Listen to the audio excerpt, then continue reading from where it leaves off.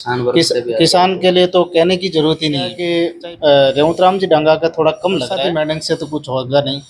जनता के अंदर अपने प्रतिदिन अपने काम करेंगे, चाहे वोट हो या नहीं हो। नमस्कार साथियों, इस वक्त मैं हूँ खियूंसर विधानसभा क्षेत्र के खियूंसर के अंदर एक ऑफिस के अंदर बैठा हूँ। हमारे साथ खियूंसर के जो लोग हैं वो हैं, उनसे हम बात करेंगे। जो युवा नेता भी है, युवा है, इनसे बात करेंगे कि इस बार खियूंसर में उपचुनाव होने वाला है, तो उपचुनाव का क्या माहौल है। राम राम से। राम राम जी। खियूंसर रे मायने उपचुनाव होने वाला है, तो उपचुनाव रो कहीं माहौल की लाग रही है आपने? माहौल तो देखो, अभी जो आगे उपचुनाव है उसमें हनुमान बेनीवाल का ज़्यादा क्रेज चल रहा है। यहाँ युवाओं के अंदर जोश भी है। और आसपास गाँव के अंदर मैं कहीं पर भी जाता हूँ, चाहे भोपालगढ़ विधानसभा क्षेत्र हो, चाहे बिलाड़ा के अंदर हो या जैतान साइड में हो, सब जगह खियूंसर के जो हनुमान बेनीवाल है, ये जो युवा भी है और हर समाज और हर वर्ग को लेके साथ में चलते हैं। और अभी वर्तमान के अंदर इनका थोड़ा ज़्यादा माहौल है। अच्छा हाँ। रेवतराम जी डांगा हाथ जके एनो आरएलपी मुंह निकलिया और फिर बाद में बीजेपी रो चुनाव भी लड़ियो लाडली बार। इन बार भी पाछे भाजपा दावेदारी करे लाडली बार, मतलब बहुत कम टक्कर ही हनुमान बेनीवाल जीते जगह। तो क्या कर लाग रही हमके? इस बार थोड़ा क्या है कि रेवतराम जी डांगा का थोड़ा कम लग रहा है। इसमें हनुमान बेनीवाल क्या कि सिर्फ आपकी खियूंसर की बात नहीं है, खियूंसर के अलावा भी जैसे कहीं पर भी मान लो जयपुर के में हो, चाहे विद्यार्थी वर्ग का हो, चाहे आरक्षण का मुद्दा हो या किसी भी टाइप का कोई भी मुद्दा हो जो जनहित का, उसमें ये बढ़ चढ़ कर भाग लेते हैं। और अपने खियूंसर तक सीमित नहीं है और राजस्थान के लोगों की सेवा के लिए। तो इस बार थोड़ा माहौल हनुमान बेनीवाल का अच्छा लग रहा है। बीकानेर के अंदर है, उन शहीद परिवार को भी ये न्याय दिलवाया। इसके साथ में बहुत सारे उदाहरण हैं जिन मतलब जितना भी बताएं उतना कम है।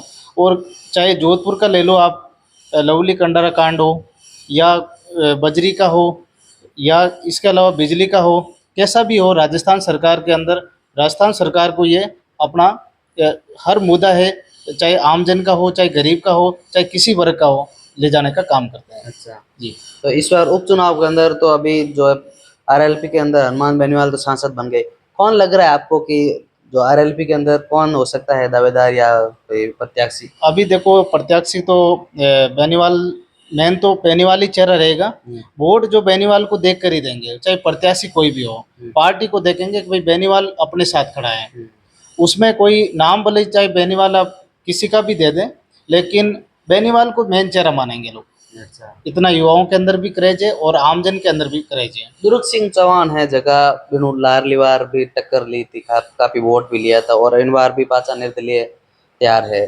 अब देखो, बरसाती मैडम से तो कुछ होगा नहीं। जनता के अंदर अपने प्रतिदिन अपने काम करेंगे, चाहे वोट हो या नहीं हो, तो वो जनता के अंदर एक हाईलाइट चेहरा दिखेगा।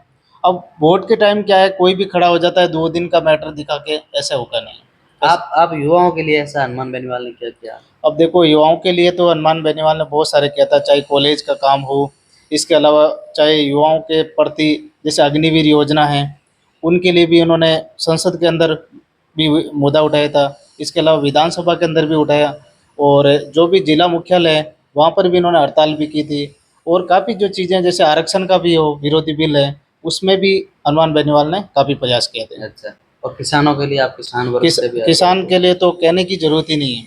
चाहे बिजली का हो, हमेशा यही उनका नारा है कि भाई टोल मुक्त राजस्थान, किसानों के लिए बिजली मुफ्त हो। और एमएसपी की दरों के लिए भी उन्होंने 1 साल तक संघर्ष भी किया था, अपना पद भी ठुकराया। तो काफ़ी चीज़ें किसान वर्ग के लिए भी। इस बार स्टेट के अंदर सरकार है वो भी भाजपा की है, तो बीजेपी ऐसा कुछ नहीं फर्क पड़ता। लोग पर्ची सरकार से समझते हैं, आपको भी पता है, आप ग्राउंड रिपोर्ट करते हैं। लेकिन यह है कि पर्ची सरकार से इतना कोई खास अभी नज़र नहीं आ रहा। अभी राजस्थान के अंदर कोई विकास है, चाहे कोई बढ़ती का हो या किसान वर्ग के लिए कुछ हो, ऐसा कोई नज़र नहीं आ रहा। इस बार जो है जो कई भी काम होते हैं रोड का, लाइट का, किसानों के लिए, लेकिन अभी जो कई भी स्वीकृतियां हुई है बीजेपी की सरकार के अंदर, जिसके अंदर हनुमान बेनीवाल ने भी अपनी पोस्ट पे लगाया कि हमने करवाया, और रेवतराम डांगा ने भी लगाया, धनंजय सिंह जी ने भी लगाया अपनी पोस्ट पे कि हमने करवाया। क्या लग रहा है आपको? देखो, ऐसे लगाने से नहीं होता। मेन जो क्या है, अपना स्थानीय मुद्दा ले जाने का काम कौन किया, वो जनता को खुद को दिख रहा है।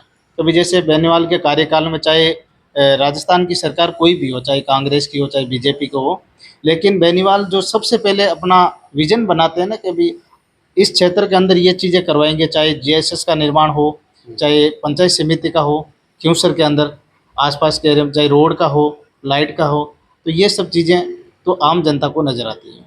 हनुमान बेनीवाल के लोग तो ये भी कहते हैं कि जातिवाद भी करते हैं। नहीं, ऐसा तो हमने नहीं देखा। मैं भी एक अलग कास्ट से बिलोंग करता हूँ, लेकिन ऐसा जातिवाद का नहीं है।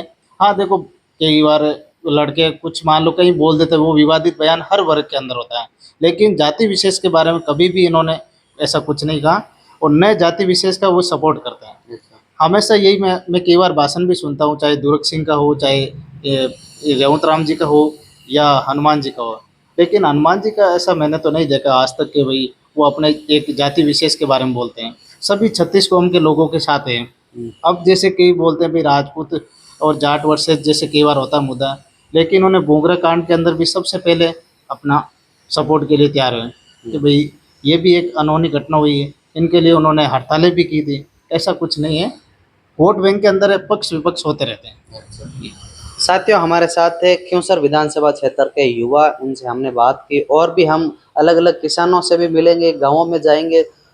मिलते हैं अगले वीडियो में, तब तक के लिए धन्यवाद।